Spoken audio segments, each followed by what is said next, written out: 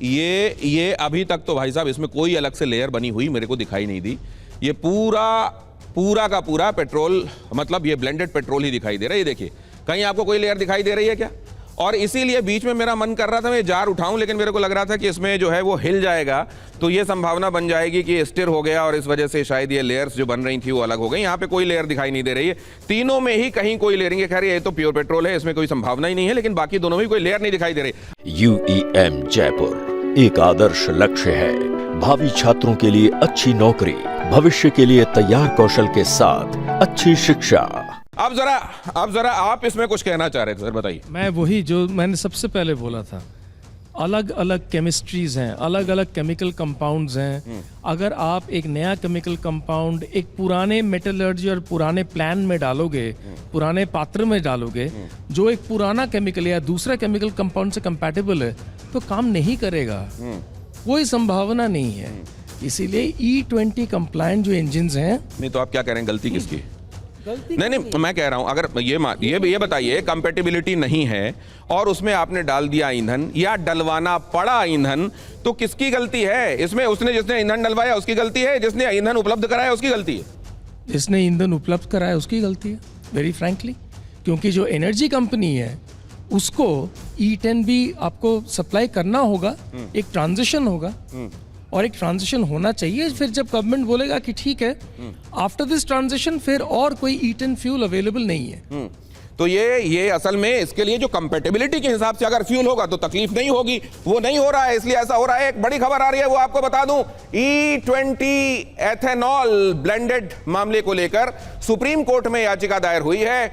याचिका में मांग की गई है पेट्रोल पंप पर तेल की कैटेगरी लिखी जाए, पेट्रोल पंप में तेल किस कैटेगरी का ये लिखा जाए, पेट्रोल पंपों पर एथेनॉल की मात्रा के बारे में लेबलिंग की जाए। याचिका में कहा गया है 2023 से पहले बनी गाड़ियों को बीमा कंपनियां कवर दें। याचिकाकर्ता ने ये मांग भी रखी है। मामला सुप्रीम कोर्ट में पहुंच गया है। केमिकल कॉम्पोजिशन अलग अलग है, तो जिस केमिकल कॉम्पोजिशन के लिए जो गाड़ी और जो टैंक बना हुआ है उसकी कंपैटिबिलिटी ध्यान रखना है। एक बात ये भी देखिए, C2H5OH एक फिक्स फॉर्मूला है अल्कोहल का, लेकिन पेट्रोल का फिक्स फॉर्मूला नहीं होता है। अब जरा हाँ, तहसीन में देख रहा हूं आपका इशारा, लेकिन जरा ये देखिए, आगे बढ़ते हुए एक और सवाल आपके सामने ला रहा हूं मैं। E20 पेट्रोल पर यह भी महत्वपूर्ण सवाल है। यहां पर सवाल यह है 2023 से पहले की गाड़ियों पर E20 पेट्रोल का असर क्या हो रहा है, क्योंकि वो गाड़ियां जो इस समय इंट्रोड्यूस की गई हैं वो E20 के लिए कंपैटिबल हैं। उससे पहले वाली गाड़ियों में क्या असर हो रहा है, अब जरा ये भी देखिए। 2023 से पहले की गाड़ियां E20 से असर, यह सवाल ज्यादातर गाड़ी मालिकों के जहन में है। 2023 से पहले के मॉडल जिनके पास हैं, सड़क पर 2023 से पहले बनी 80% गाड़ियां हैं, इसलिए ज्यादातर लोगों के जहन में यह सवाल है। E20 पेट्रोल अनुकूल वाली गाड़ियां करीब 20 से 25% ही हैं।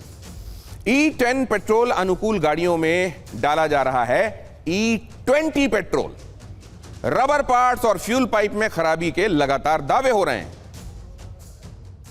तो ये जो तमाम दावे हैं और ये हकीकत, वैसे ज्यादातर इसका हिस्सा पहले हमारे एक्सपर्ट्स कवर कर चुके हैं कि कंपैटिबिलिटी का इशू है। E10 के लिए कंपैटिबल है, E20 डाला जा रहा है तो इसका इशू आ सकता है। लेकिन यहां पर तहसीन कुछ कहना चाह रहे हैं फौरन। मैं बड़ी विनम्रता से कहना चाहता हूं आपको, सर आप एक्सपर्ट हैं, आप मुझे प्लीज करेक्ट करना। आप किसी पॉलिटिकल पार्टी से, आप देखिए ऑनेस्टली आपने इसको ऐसे रखा है, ऑब्वियसली इसमें पानी नहीं आएगा, इट इज सिंपल केमिस्ट्री।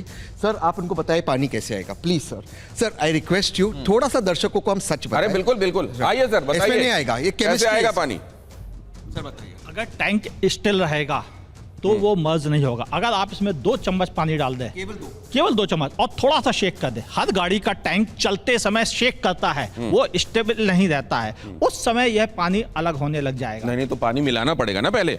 और पानी क्यों मिलाऊंगा मैं? अब आप ध्यान से सुनिए, हर पेट्रोल पंप पे जितने भी अंडरग्राउंड टैंक होते हैं उनके ऊपर आपने लोहे के लिड रखे देखे, कैप नहीं देखा होगा प्रॉपर एयर टाइट, सिर्फ लिड रखे देखे होंगे। और जब बारिश का पानी बढ़ता है तो भाई साहब 1-2 चम्मच नहीं जाता है, फिर तो आप जानते तो ये ब्लेंडिंग की गलती नहीं हुई ना सर, ये स्टोरेज की गलती हुई ना, ये स्टोरेज की गलती हुई, ब्लेंडिंग की गलती नहीं हुई ना। आप अपनी कुर्सी पे रहिए, आप अपनी कुर्सी पे रहिए, आप अपनी कुर्सी पे रहिए please.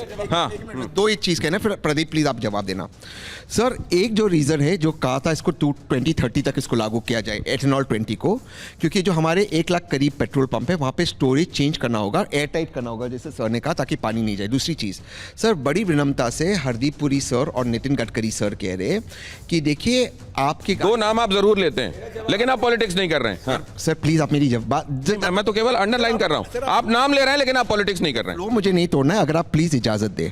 Bar bar Hardeep Puri sir और नितिन गडकरी सर कह रहे कि दिक्कत एथेनॉल 20 पेट्रोल की नहीं है, एडल्ट्रेटेड पेट्रोल की है। साहब इनमें से कौन अपने घर से एडल्ट्रेटेड पेट्रोल लाता है? आप पेट्रोल पंप जाते हैं और कहते हो पेट्रोल एडल्ट्रेटेड करे सर? ये बहुत बड़ा सवाल है, ये बहुत बड़ा सवाल है। देखिए एक बात जो यहां पर एक्सपर्ट ने कही, अमित खरे साहब ने कही कि ये ऐसे नहीं हो जाएगा कि इसमें पानी आ जाएगा, लेकिन अगर ढक्कन खुला हुआ है जहां स्टोरेज होता है पेट्रोल पंप्स के पास, वहां पर कई बार वो ढक्कन लूजली लगाए जाते हैं, या फिर ऐसा भी हो सकता है कि उसमें मिला दिया जाता हो, इससे कौन इनकार। तो क्या पेट्रोल पंप लेवल पर गलतियां हो रही हैं? क्या पेट्रोल लोग अगर ये शिकायत कर रहे हैं तो क्या ये भी संभव है कि पेट्रोल पंप में कहीं कोई गड़बड़ झाला हो रहा हो और उसके लिए व्यवस्था को जिम्मेदार मान लिया जा रहा है? देखिए, मनीष कश्यप और तहसीन पूनेवाला व्यूज के कंपटीशन में है, तो इन दोनों को करने दीजिए। इनके प्रोटेस्ट में 20 लोग नहीं आए थे जंतर मंतर पे, ये सच्चाई है। मैं आपसे फैक्ट बोलूंगा, E15 गाड़ी कब से चल रही है बताइए? ये E10 की सब बात करें, E15 गाड़ी कब से चल रही देश में? 3 साल पहले से ऑलरेडी 10% से ज़्यादा ब्लेंडेड है। कितनी गाड़ियां खराब हुई? आप भी चीज कर रहे हैं यहाँ पे। क्या आपको लग रहा है सरकार ने जो पॉलिसी लाई, अपने आप फोन किया रात को सो जाओ पॉलिसी है? इनके जैसे तमाम एक्सपर्ट्स के साथ में बात करी गई है, ऑयल मार्केटिंग कंपनीज ने बात करी है, डीलर्स से बात करी है, 1-1 लाख किलोमीटर तक गाड़ी को चलाया गया। मतलब 15 से 20 करने के बाद खराबियां आई हैं क्या? कोई नहीं आई है भैया, ये सब एजेंडा चल रहा है। 10 दिन पहले जागे हैं क्योंकि E85 की बात हो गई थी, और अगर E85 ये देश अचीव कर लेगा तो पूरी इंपोर्टेड पेट्रोल लॉबी जो है उसको दिक्कत हो जाएगी। यस, ये इंपोर्टेड चाइनीज बैटरी जो लाना चाहते हैं ईवी के नाम पे और हिंदुस्तान को चाइना पे डिपेंडेंट करना चाह रहे हैं, इनकी दिक्कत है। मैं वापस से कहूंगा, 1.5 करोड़ E10 गाड़ियों पे टेस्टिंग हुई, कितनी खराब हुई? इनके जरा 15 E10 गाड़ियां ले आए जिसके ऊपर खराब हुई। क्या गाड़ी का एक्सेलरेशन बेहतर होगा तो गाड़ी को फायदा नहीं होगा? आपकी गाड़ी से अगर 40% कार्बन एमिशन कम होगा तो गाड़ी को फायदा नहीं होगा। और कोई भी गाड़ी पुरानी होती है दिनेश जी, तो ऑब्वियसली उस गाड़ी का माइलेज कम होता है। अगर इस ब्लेंडेड फ्यूल को भी आप हटा दीजिए, ये कहना कि आपने पेट्रोल डाल दिया E20 ब्लेंडेड उससे गाड़ी खराब हो रही है, सरेआम झूठ है।